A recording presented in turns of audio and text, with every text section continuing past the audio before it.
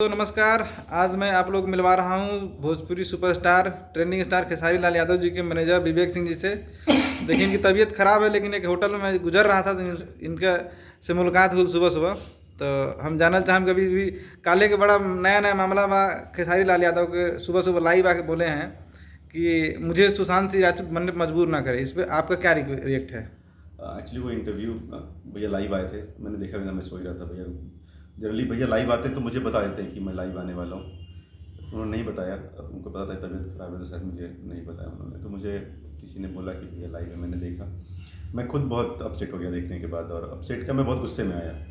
तो मेरा पहला कॉल भैया ही का था, तो मैंने कॉल किया, मैंने क्या हुआ, क्या कैसी बात है। उसके पहले हम लोग की बात हो रही थी, बहुत कुछ पता चल रहा था। तो उन्होंने मुझे बहुत सारी चीज़ें बताई विच इज़ नॉट गुड। एक इंडस्ट्री का इतने बड़े एक्टर हैं और जो अभी अच्छे से उनको दर्शक इतना प्यार कर रहे हैं, उनको कुछ लोग मिलके, पूरी इंडस्ट्री तो मैं नहीं बोलूँगा, ना ही भैया पूरी इंडस्ट्री मानते हैं, कुछ लोग हैं जो ज़बरदस्ती, ये देखो वो भी एक इंसान है और बहुत इमोशनल इंसान है, चार तरफ से उनको प्रेशर दिया जाएगा तो वो भी परेशान हो जाते हैं। तो जब मेरी बात हुई तो उन्होंने कहा कि यार इतना परेशान हो गए तो अपना मैं किससे बोलूँ।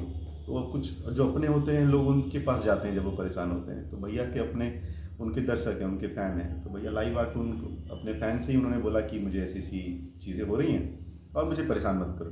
तो ये छोटी सी परेशानी है, निकल गई। Now he is very happy और शूट कर रहे हैं, और लखनऊ में राजा की आएगी बारात का शूट चल रहा है बहुत अच्छे से। बट हाँ, कुछ लोग हैं, बट कोई बात नहीं, वो भी सही हो जाएंगे। जैसे कि मुझे मालूम चला, जैसे आपको पता है कि मैं भोजपुरी फिल्म का प्रचार प्रसार में लगा रहता हूँ। कुछ निर्माता, कुछ मीडिया वाले भी हैं, कुछ भोजपुरी खलनायक भी हैं जो इस चीज़ में संलिग्न हैं और चीज़ों को खराब करने के लिए लगे हुए हैं। जी, जो खलनायक है वो तो खलनायक ही कर रहा है, कोई बात नहीं, खलनायक ही करो, उसको हीरो पीटेगा भी, वो भी तय है। जो कुछ मीडिया वाले होते हैं वो अपने आप को तथाकथित मीडिया करते हैं। सी मैंने जितना, मेरा जानकारी जितनी, मेरी पढ़ाई लिखाई है, जर्नलिज्म वो होता है कि आप दोनों पहलू को देखो। आपने एक पहलू को देखा, उसी पे आपने न्यूज़ बना दी। आपने ना उस अगले इंसान को फ़ोन किया, ना एक मैसेज किया, ना ही उसके किसी ऑफिशियल आदमी को, ना ही आपने मुझे मैसेज किया, ना फ़ोन किया जानने के लिए कि खेसारी जी का क्या पक्ष है। आपने एक न्यूज़ बना दी। जस्ट आपको एक टैग लाइन चाहिए खेसारी लाल यादव और आपको उसके ऊपर news banana, which is very wrong. हम लोग चाहें तो उसके ऊपर कुछ क्लेम भी कर सकते हैं, बट हम नहीं करते हैं। जाने दीजिए, आपका घर चल रहा है, भैया का मानना है कि जिसका घर चल रहा है चलने दो बेटा, क्या प्रॉब्लम होती है। और कुछ निर्माता निर्देशक हैं, उन लोग ठीक है, अपनी अपनी उन्होंने गैंग बनाए हैं, नहीं किए हैं, दैट इज़ देयर कॉल। लेकिन आप ये देखो एक छोटी चीज़ कि आज भोजपुरी छोड़ी, हिंदी में भी जब थिएटर्स रीओपन होने वाले हैं और दर्शक वहाँ नहीं पहुँच रहे, तो everybody is looking up to Salman Khan कि यार सलमान खान की पिक्चर रिलीज़ करो राधे ईद पे, तो दर्शक शायद सिनेमा हॉल में आए। तो क्यों नहीं वो जो निर्देशक और प्रोड्यूसर्स हैं उन लोगों ने किसी और हीरो का रिलीज़ किया या किसी और के बारे में सोचा।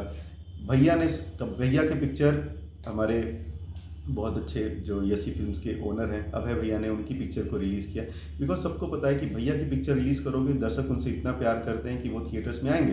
दुल्हन वही जो पिया मन भावे क्यों 2 हफ्ते तक हाउसफुल चली, क्योंकि उसके स्टार, उसके एक्टर, उसकी पूरी टीम जो खेसारी भैया की टीम है, उन्होंने मिल के काम किया था और वो पिक्चर रिलीज़ हुई। और आपको पता है कि 2 हफ्ते तक पिक्चर अच्छी चली। तो पीपल आर लुकिंग, ये इंडस्ट्री खुद खेसारी लाल यादव की तरफ देखती है जब ऐसा प्रॉब्लम आता है, और लेकिन कुछ लोग को प्रॉब्लम होती है। इट्स ओके, कोई बात नहीं। जैसा कि आपको पता है कि मैं काफ़ी टाइम से भोजपुरी इंडस्ट्री में जुड़ा हूँ। मनोज तिवारी, रवि किशन भी इस लफड़े में बहुत बड़े बड़े चीज़ों में फंसे थे।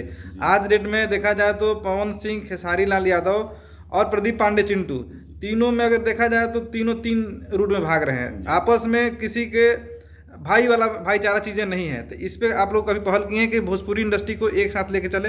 हम लोग की तरफ से तो एक साथ ही हैं, और मुझे नहीं लगता अभी पवन भैया का बर्थडे था, हम लोग उनके ऑफिस में गए थे, केक काटा, भैया से अच्छे से मिले, भैया से मेरे भी अच्छे रिलेशन है। खेसारी भैया उनको हमेशा बोलते हैं कि वो मेरे भाई हैं और हमेशा भाई मानते हैं। मुझे यहाँ तक लगता है कि पवन भैया भी उनको भाई ही मानते हैं। जहाँ तक चिंटू की बात है, मैं चिंटू भाई को ही बोलूँगा, मुझे नहीं पता कि उनके क्या कॉर्डियल रिलेशंस है, लेकिन एक चीज़ का बुरा लगा था कि आप एक इंटरव्यू में जब आपके खेसारी भैया के बारे में पूछा गया तो आप वहाँ से हट गए। आज आपने मुझसे चिंटू जी को लेकर क्वेश्चन पूछा और मैं भी यहाँ से हट जाऊँ, तो it's insulting, it's not good. हम एक इंडस्ट्री में काम कर रहे हैं जहाँ पे हम एक दूसरे को बहुत रिस्पेक्ट करनी चाहिए। प्रोफेशनल हम लोग के राइवलरीज हो सकती हैं, प्रोफेशनल हम एक दूसरे के खिलाफ हो सकते हैं, बट एक पर्सनल रिलेशन में मुझे नहीं लगता कि वो लोग भी एक दूसरे के खिलाफ हैं। कुछ चीज़ें हो जाती हैं, बच्चों के, कोई बात नहीं।